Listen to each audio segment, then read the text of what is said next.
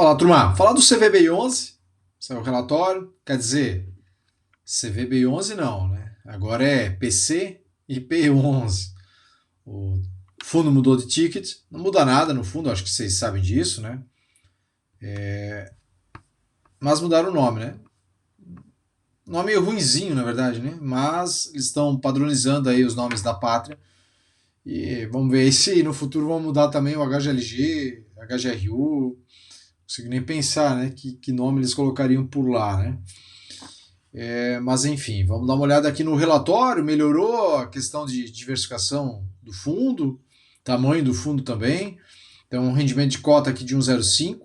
O resultado foi menor nesse mês, em relação ao mês anterior, que tinha sido 1,81, se eu não me engano. Agora foi de 1,15, na verdade, aí pagou 1,05. E agora foi de 0,80 e alguma coisinha. A gente já vai ver aqui, né? Rendimento por cota, então, 1,05, as reservas 0,40.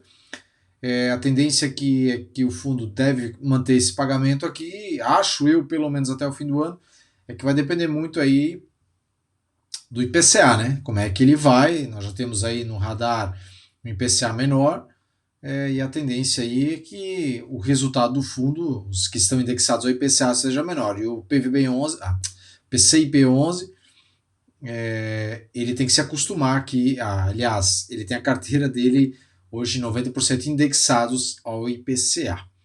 Então aqui, no 1º de setembro, concluímos a 8ª emissão de cotas, né, com a aquisição aqui dos ativos pertencentes à carteira do PLCR e do BARI 11.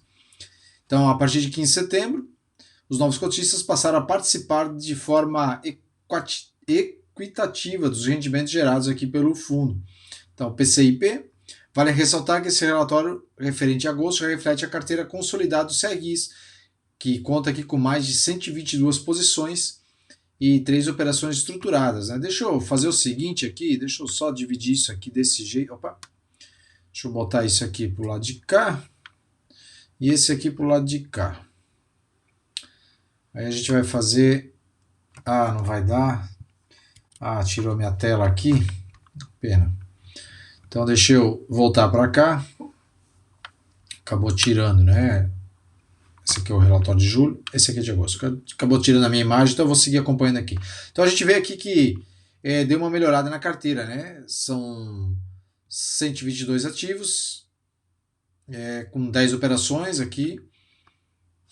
Cadê aqui? Aqui, né? 122 operações aqui, né? A gente tem aqui do relatório de julho, a gente vê aqui que era um total aqui de 47 CRIs e 2 operações estruturadas, né? Diferente daqui, que nós temos 3 operações estruturadas e 122 operações, com 13 segmentos distintos, né? Aqui está o resultado do fundo, resultado distribuível de 0,88. Então o fundo pagou 1,05 e utilizou as reservas do fundo. A gente vê também que a rentabilidade média ponderada da carteira era de 17,2, com o IPCA mais 11,2, e agora passa aqui para uma rentabilidade média aqui de 16,5, IPCA 10,8, prazo médio de 3,6, se eu não estou enganado diminuiu um pouquinho, spread médio de 2,6. Deixa eu ver aqui, o prazo médio era de 4,3, né? Então diminuiu um pouquinho aqui. No mês não foram adicionados novos CRIs no watchlist, então segue do jeito que está aí, como estava já no último relatório. A gente vê as reservas que diminuíram, e aqui a gente vê os ativos, né?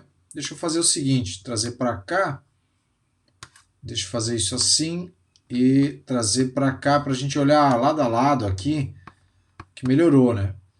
Então, a gente vê aqui que a carteira da minha direita aqui, esse aqui é o de agosto, tá? A gente vê aqui que varejo, né, diminuiu, era 24, passou para 19. Então temos agora uma carteira pulverizada com 14 aqui, lá não tinha. Multipropriedade daqui, ela entrou para outros 8 segmentos, então assim, ficou bem menor, né? Era de 6%, ficou com menos ainda. O residencial aqui ficou em 14, lá está em 12. Aliás, era 14, era 13, foi para 12. Então a gente vê que a carteira ela deu uma melhorada, né? Aqui está, né? O portfólio possui 22% dos CRIs. Aliás, o portfólio conta com 122 CRIs e 3 operações estruturadas. Eu dei uma enrolada aqui porque eu estou procurando a informação que eu tinha separado aqui, onde o fundo, o gestor aqui, ele comenta que agora a concentração de receita aqui, aqui ó, as 10 maiores operações presentes no fundo, que em julho representavam 47%, agora somam menos de 35%. Então ele trouxe uma diversificação maior aqui para os cotistas, né, como a gente está vendo aqui. Aqui a gente vê pela carteira, comparando com julho, né, a gente vê que era o VBI renda preferencial, era com 10, agora passou para 6, o CRI Airport aqui era de 7, passou para 4, então deu uma boa melhorada aqui na diversificação do fundo, algo, na verdade, já esperado, né?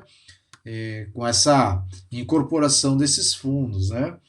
Deve acontecer com os de tijolo no futuro também. Aconteceu com a papelada, eu acredito que vai acontecer com a tijolada também. A gente vê que a carteira agora, detalhamentos ativos, ela é muito maior aqui, com 122 operações, traz uma diversificação bem significativa aqui para os cotistas, né? Aumentou bastante. A gente vê que a alocação por CRI por FI também caiu, era de 9, caiu para 9,2. É isso aqui, eu espero que os gestores, digo de todos, né? Fundos de papéis, um dia eles mudem isso aqui, né? Apesar de a representação ser pequenininha, 9% do PL, não é muito, mas eu entendo que se torna desnecessário, né? Por que vai investir em Canip, VGIP, enfim, né? KNHY, investe diretamente aí nos CRIs. E aqui nós temos o watchlist aqui com os problemas aqui, entre aspas, né?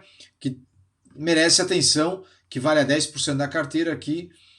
O gestor informa aqui que todas as operações seguem com as PMTs adimplentes e com boas garantias. Se essa questão de garantia, lógico, é sempre interessante, principalmente se tem uma alienação fiduciária, etc. Mas sempre é um pontinho que tem que, como eu já expliquei em outro vídeo, que eu não me recordo agora qual que era, acho que foi semana passada, inclusive, falando aí de um fundo de papel também, sobre essas garantias, até dei um exemplo lá sobre um loteamento, só não lembro qual era o vídeo, mas aí sempre tem que ver, né? Essas garantias, o que são esses imóveis, são líquidos, não são líquidos, enfim, né?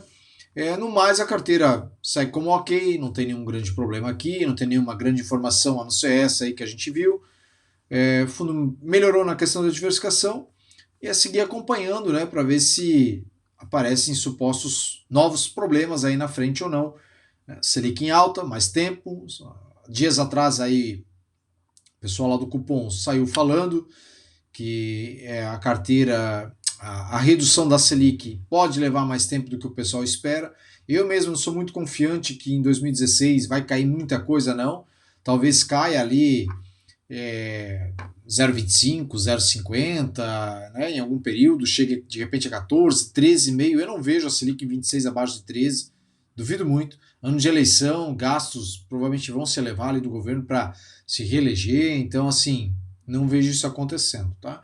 Mas a princípio a carteira do PCIP, não mais CVBI11, ela segue ok, né? Lembrando aqui sempre de curtir o vídeo, dar uma força para o canal crescer, que é isso aí que faz com que a gente, falo por mim, estou falando aqui por outros também, que faz a gente seguir acompanhando e trazendo informações aqui para vocês também, tá bom?